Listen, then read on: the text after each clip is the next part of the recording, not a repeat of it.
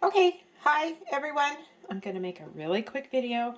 I told a friend of mine I would show her my process of how I make sourdough starter or make sourdough bread. And she was worried that her starter had died, and I said, I promise you it's not dead. So I'm just going to show you what a neglected starter looks like. This has been in my refrigerator for like maybe a couple of months, and I fed her right before I put her in. This is Bubbles, by the way. Bubbles, the starter.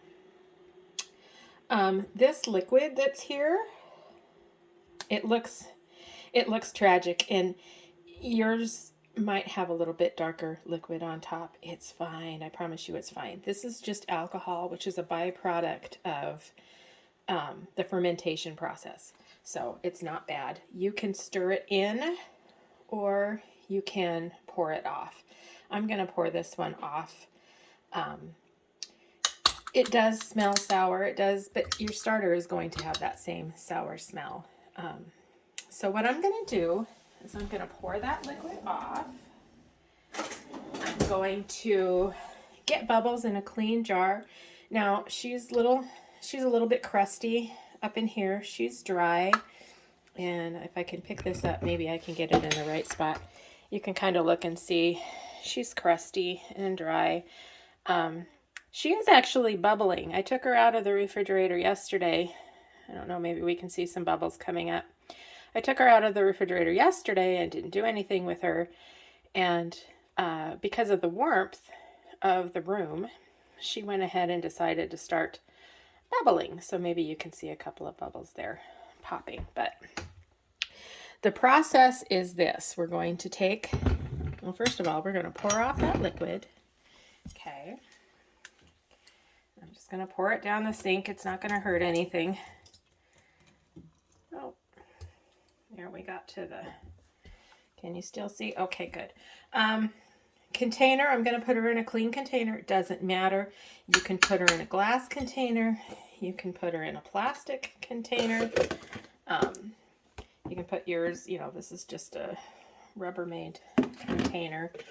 I think I'm going to use this Rubbermaid one actually. So we're going to put some in here, and then we're going to feed. This ladle that I'm using is a half a cup, so I'm just going to go one.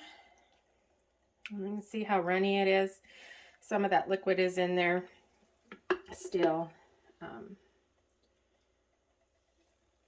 But she is kind of bubbling, so that's good news. You want your container to be twice the size of the volume that you're putting in. This might be a little bit small yet, but it'll work.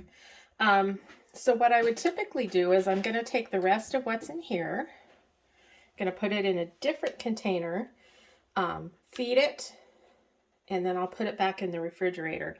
The cold temperature of the refrigerator will kind of arrest the fermentation process. This one I'm going to feed, and I'm going to leave it out. And this is the one that I'm going to bake with. I will check.